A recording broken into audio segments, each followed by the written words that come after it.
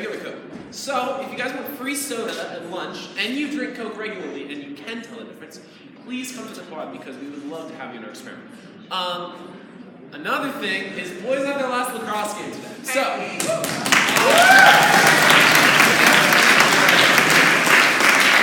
are not having home games, but this is relatively close. It's at Stevenson on the upper field at Stevenson at 5:15. We're playing Salinas, and it's really our last game for a lot of seniors. I think we have 5 seniors right now playing on the team. So if you guys want to come out and support 5:15 at Stevenson, it'd be amazing. Anyways, thank you.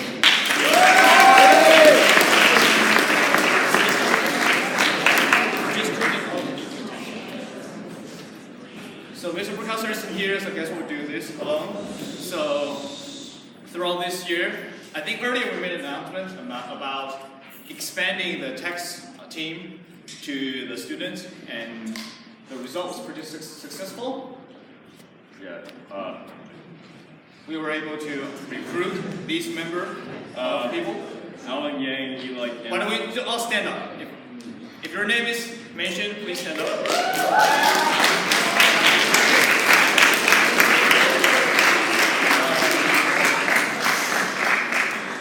Cardinal, Kaden Huffman, Max Rosenblum, Seth Madden, and then me and Tom. Yeah.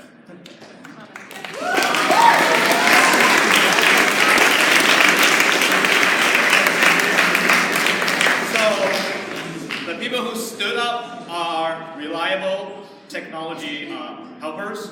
For all of you, as well as the faculties, you can entrust your device to them. It's also a public announcement.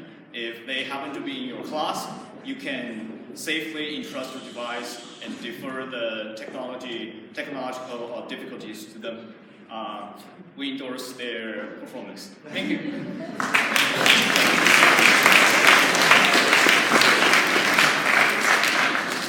Hello. So this Friday, G-Day, at lunchtime, JSA is going to be holding a public debate in the amphitheater for you all to come see. The resolution is resolved. Each student has to give a sophomore speech to graduate, regardless of the grade level they enter New York. So please come out, come see what JSA is like, and come debate. If you don't want to debate, that's fine. Come watch. Thank you.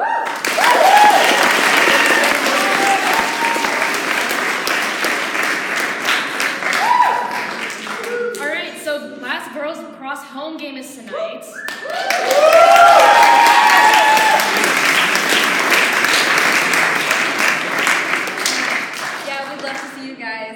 So come and support. Yeah, we really want to honor our 3 seniors on the team. It's senior night, so we would really love to see a lot of you there just to support Sammy, Katie, and Jonah tonight. 4 o'clock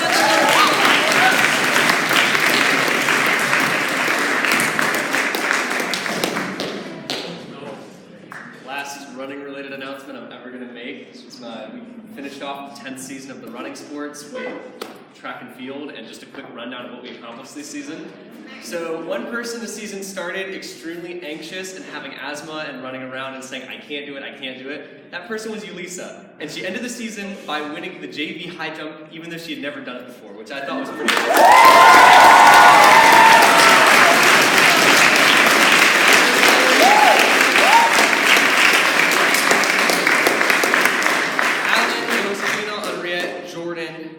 and Heather all had awesome first seasons. We had a bunch of underclassmen jump down in their times in the mile. We had Juliet break the 6. We had Daniel break the 5-minute mile. We had Michael run a 4:25 and qualify for CCS. But our 2 8th graders on the team, Vincent and Joseph, both ran sub 6 miles. So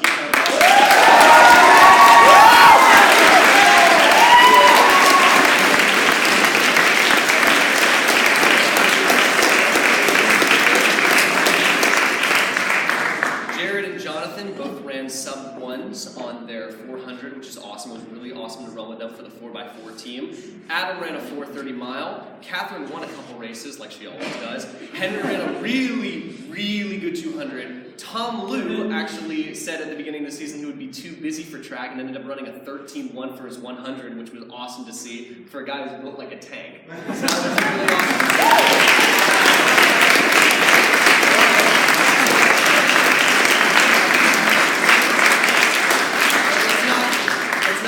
people who don't run or don't jump, both Francesco and Jasmine, you guys threw 26s, both of you, 26 feet on their shot put, so that's awesome.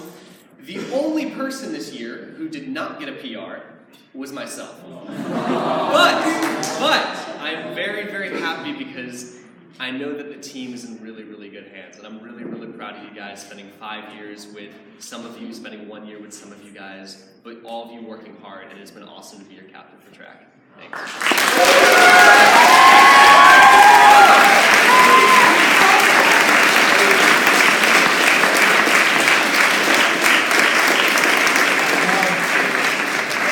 I just have an addendum to Tristan's announcement. On Friday night after the track meet, Coach Hannah texted me and said, hey, it'd be great if we could kind of take the school through what it felt like to watch that 1,600 meter race, for those of you who couldn't be there.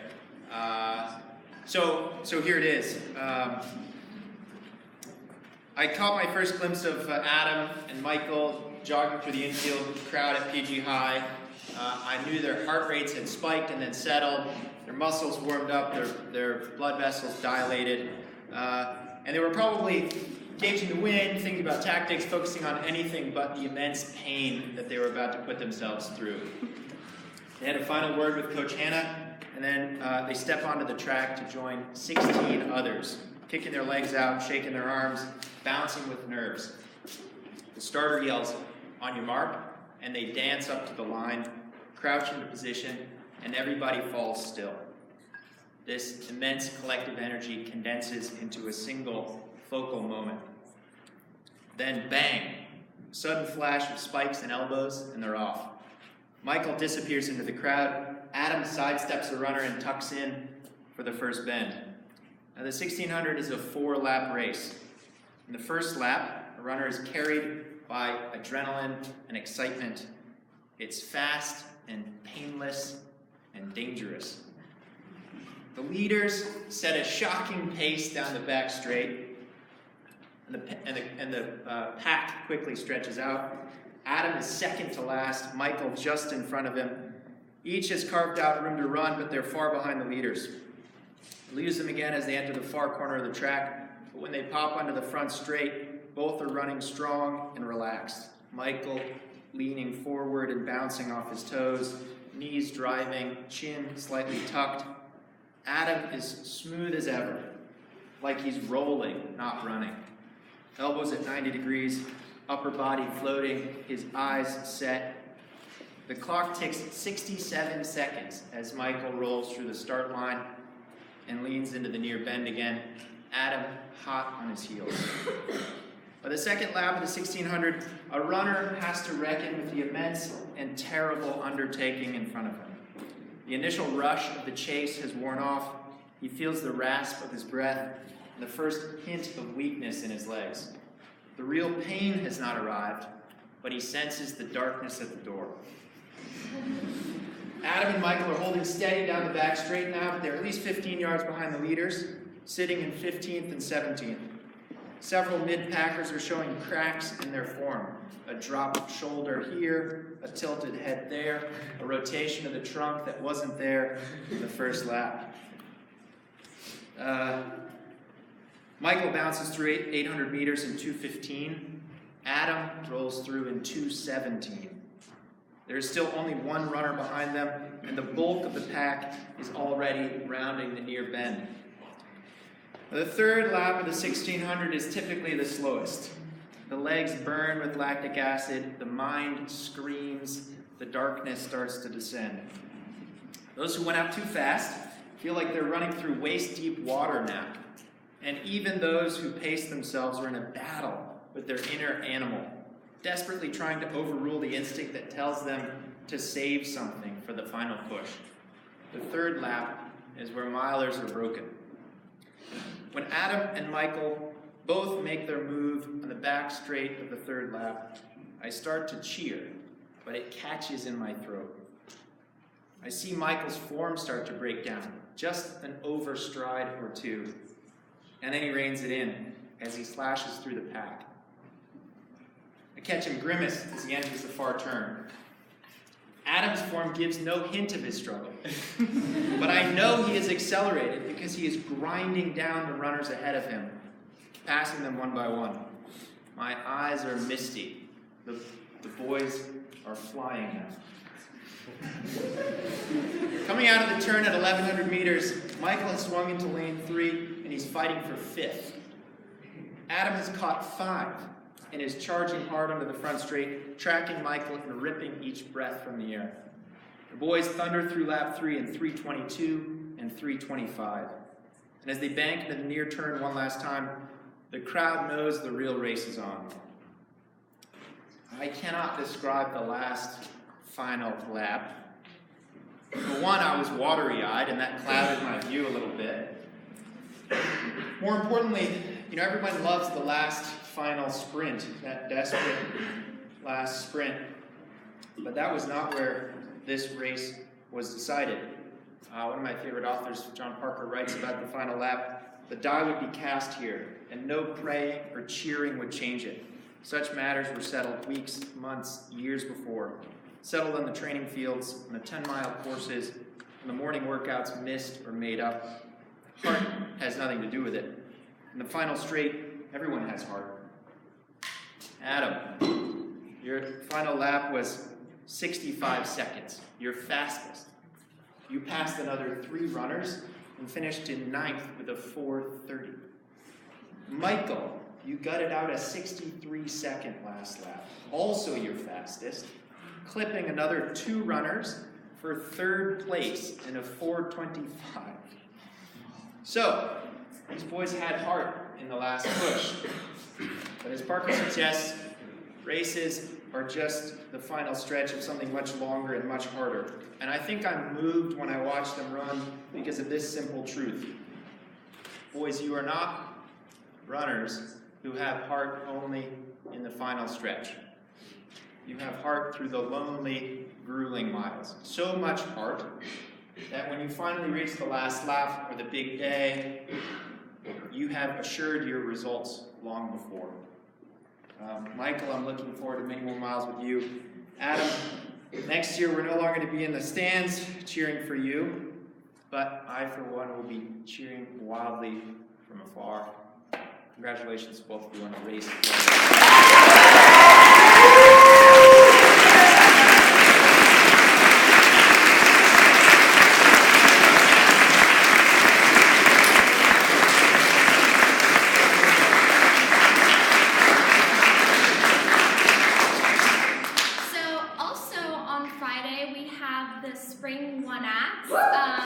They will be in the theater, in the indoor theater at 6:30, and make sure you come out and support your fellow actors and thespians. And there will also be a special chamber choir song performance with the seniors. So the seniors from chamber choir will do a couple songs.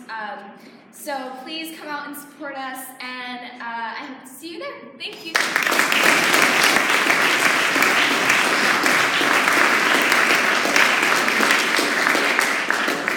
Hey guys, I have one quick comment of congratulations to Nathan and Daisy. They went out to the California Music Educators Association State Solo and Ensemble Festival, bagel competition, statewide competition. They performed as a duet, competed as a duet, and they won not only a score of gold superior, but they were judged by 2 separate judges who don't talk to each other over the course of the whole performance, and they give them a grade. Those grades are combined and create an average, and that average dictates their score. They got a command, which is the highest possible rating you can achieve at these performances. They nailed it, so give them a hand.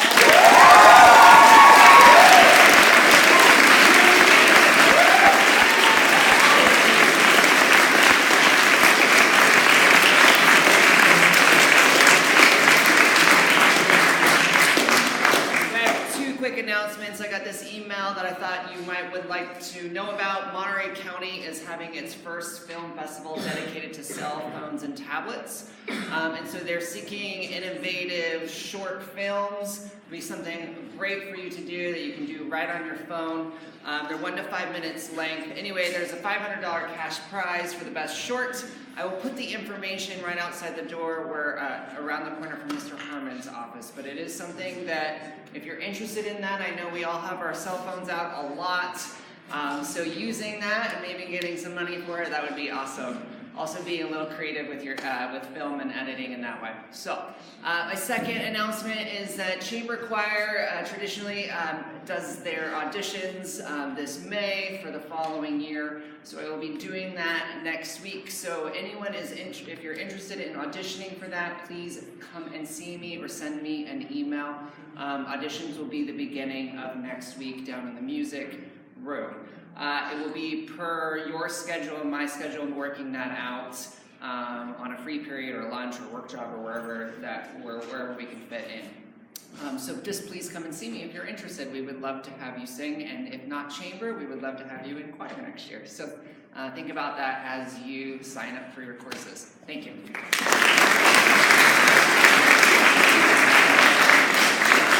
Super quick, this is a special personalized letter to Frances Gang, along with a medal indicating that she had a perfect score on this year's National Spanish exam. One of 12 students out of 39,000 competing at her level. So Frances, please come on up.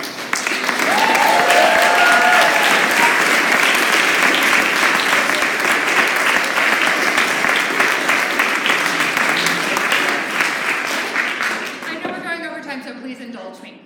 Sophomores, please rise.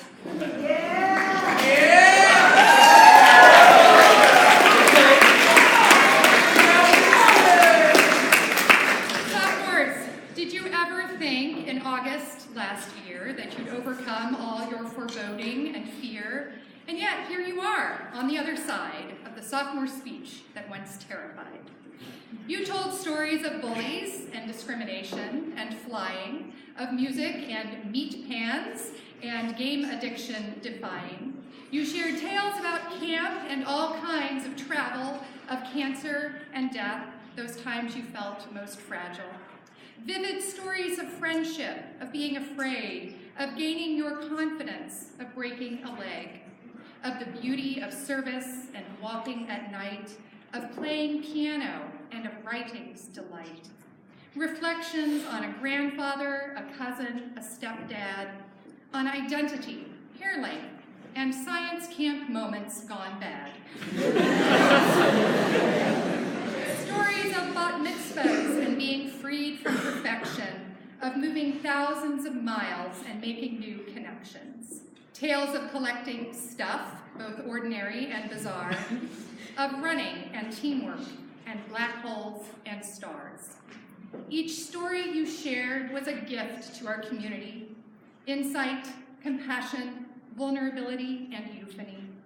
The power of one voice, one story can't be measured. It can move nations, spark imagination, an invaluable treasure. Thank you, sophomores, for all that you gave. And remember, you don't have to be fearless to be brave.